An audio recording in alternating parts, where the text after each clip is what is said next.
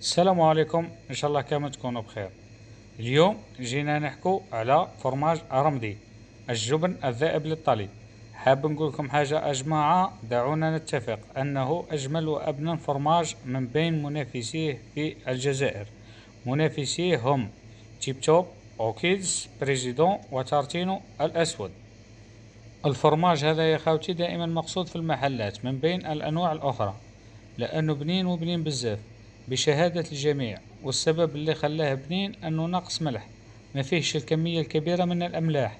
وزيد دايما تلقاه ناقص، مش اللي قال متوفر بزاف. ساعة تلقاه ساعة لا. سبب القلة نتاعو أنه عليه الطلب بزاف.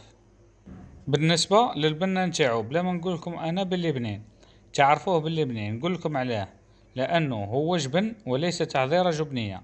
هنا يكمن الفرق. لو كان تتبعوا الفرامج الأخرين تلقاو شيزي ومتميز، والأنواع الأخرى يكتبوا عليهم تعذيرة جبنية ويصغروا الخط في الباطة، يعني ما تبانش خلاص.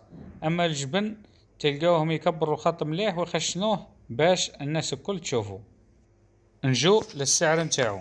الباطة نتاع 8 حبات مدايرة 13,000، ونتاع 16 حبة مدايرة 23,000، أما نتاع 24 حبة مدايرة 32,000. وبالحبة يبيعوا فيه ب2000 فرنك. تقييمي ليه 10/10 من تالي، لأنه فرماج أسطوري صراحة.